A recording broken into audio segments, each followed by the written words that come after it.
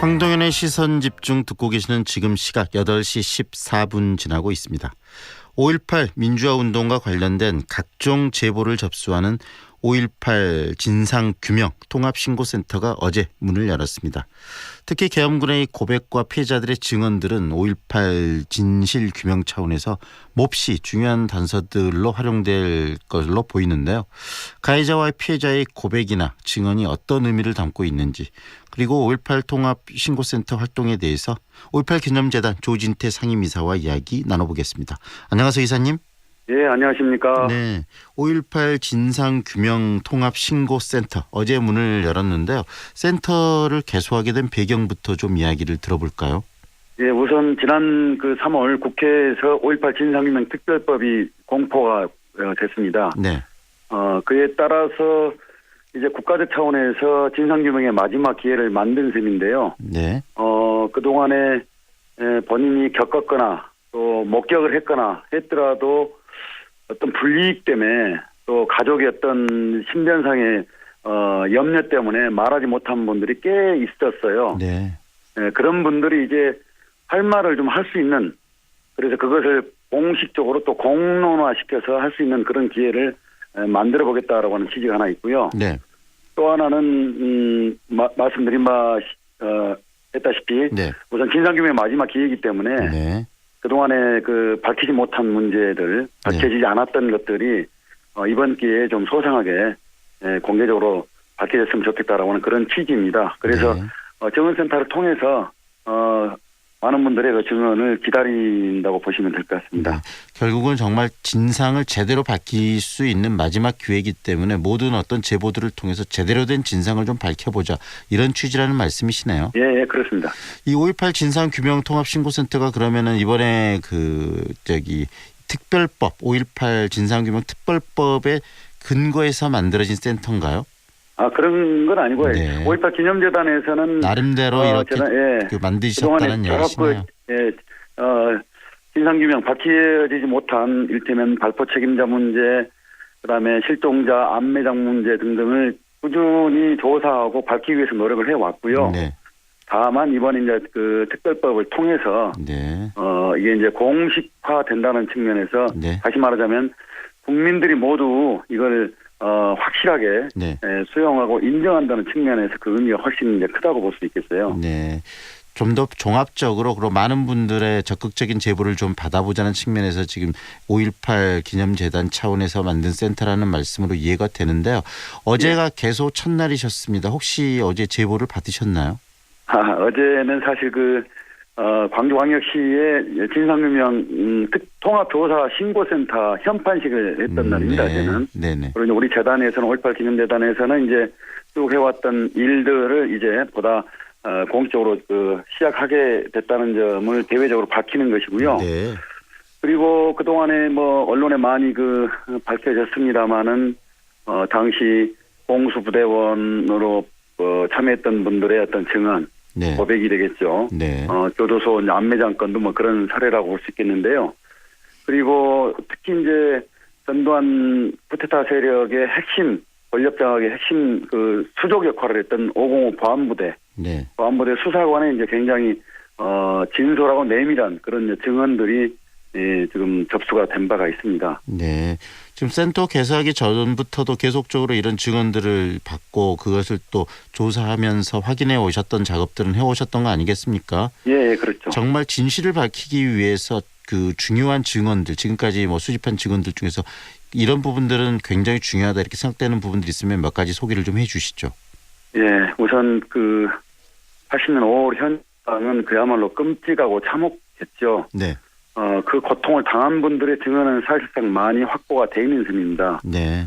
그러나 스스로 본인이 밝힐 수 없었던, 그리고 가족마저도 말할 수 없었던 이제 끔찍한 사건이 성폭력 문제였잖아요. 네. 최근에 이제 언론에 보도가 돼서 국민적 관심, 이 공분이 상당히 높아진 그런 이제 일이라고 볼 수 있겠는데요. 네. 그것뿐만이 아니라 이제 중요한 건 가해자들, 그런 현장에서 참혹한 범죄 행위를 저지른 가해자의 고백이 필요해요, 지금은. 네. 왜냐하면 피해자들은 많은 부분에서 자기 이야기와 그다음에 장소, 네. 어떤 당한 사건들을 충분히 밝혔단 말이죠. 예, 해오셨죠. 네. 네, 해왔죠. 근데 이제 그런데 가해자의 고백은 없는 셈입니다. 네. 지난번 97년도에 특별법을 통해서 전두환 쿠데타 세력을 단죄를 했지만 네. 이런 끔찍한 현장의 이 사건은 전부 다 그때 묻혔습니다. 네. 수사도 하지 않았죠. 네. 이런 것들을 밝히기 위해서는 늦었지만 지금이라도 그 학살 현장, 참혹한 현장에 있었던 그 행위를 저질렀던 공수 특제 네. 말도 공수 부대원들의 어떤 증언, 이게 무엇보다 중요한 시점이라고 볼 수 있겠어요. 네. 그런 증언들을 많이 좀 공개적으로 지금 이런 센터를 만들어서 가해자의 증언들을 좀 받고 싶다는 그래서 말씀이신데요. 누군가의 고백과 증거가 또 역사적으로 굉장히 중요하기 때문에 가해자의 고백이 지금 굉장히 필요한 시점입니다. 그런데 실제로 이 가해자로 참여하셨던 분들은 이런 본인들의 그 38년 전의 어떤 기억들을 이야기하시는데 좀 주저되실 것 같아요. 네, 이번에 특별법 중에 중요한 대목 중에 하나입니다. 이제 자기 자신이 저지른 행위를 솔직하게 국민 앞에 내놓기는 쉽지 않아요. 네. 그렇기 때문에 아마 쭉 그동안의 그 증언과 기록물을 살펴보면 당시 505 보안부대원들 끼리 또 모임이 있고요. 네. 그다음에 꾸준하게 보면은 군 정보기관 말하자면 보안사에서 네. 관련 현장의 장교들을 꾸준히 말하자면 뭐라고 해야 되나 하여튼 투적을 해서 네네. 감시를 해왔던 기록들이 나오고 있어요. 네네네. 이런 것들 등등을 감안해야 한다고 보고 있기 때문에 네.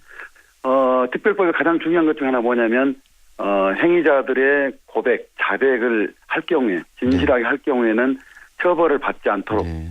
사면도 하고 감형도 할 수 있는 이런 조항이 들어 있습니다. 바로 그 부분이 중요할 것 같아요. 그렇죠? 굉장히 중요합니다. 네네. 시간이 많이 지났기도 하고요. 그래서 네. 그분들이 이제는 좀 떳떳하게 네. 자기 삶을 정리하는 의미도 있겠죠. 네. 그런 측면에서 떳떳하게 이제는 증언에 나섰으면 좋겠다 이렇게 봅니다. 처벌하지 않는 것도 중요하지만 이런 고백과 자백이 있었을 때 그런 고백과 자백을 또 다른 어떤 그 무리들, 다른 그런 것들에 대해서 지금까지 계속적으로 감시하고 관리했던 그런 단체나 무리들로부터 보호해 주는 시스템도 중요하지 않겠습니까? 그렇습니다. 이건 이제 이 특별법에 따라서 대략 한 3년여 동안 네. 진상조사 활동이 될 텐데 이 기간 동안에 그런 본인의 솔직한 고백과 자백이 있다면 네. 충분히 용서가 되고요. 네. 그런 이 과정이 사실 피해자의 용서가 되겠고 네. 국민적 용서가 될 거라고 봅니다. 그래서 네. 이런 때에 이런 기회에 역사적 진실을 밝힘과 더불어서 네. 당사자 본인 스스로가 용서를 받고 어떤 그 참여 과정을 걷는 것이 우리 국가적 공동체를 바람직스럽게 만들어가는 데 기여할 거라고 봅니다. 네. 이번에 통합신고센터가 받은 이런 그 여러 가지 뭐 고백 증언들이 결국은 진상규명조사위원회에서 자료로 활용되는 거죠. 어떻습니까? 그렇습니다. 이제 9월이면은 공식적으로 진상조사위원회가 출범을 할 텐데요. 네. 그때까지 이제 광주광역시와 5.18 기념재단에서는 이제 제보와 증언 등을 이제 접수를 할 거고요.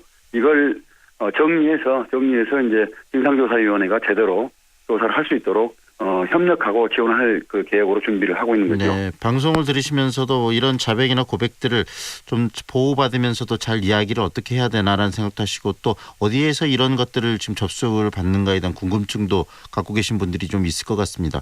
이 5.18 진상규명 통합신고센터 어디에 마련이 돼 있고요? 어떤 식으로 접근하고 접촉하면 되는지도 알려주시죠.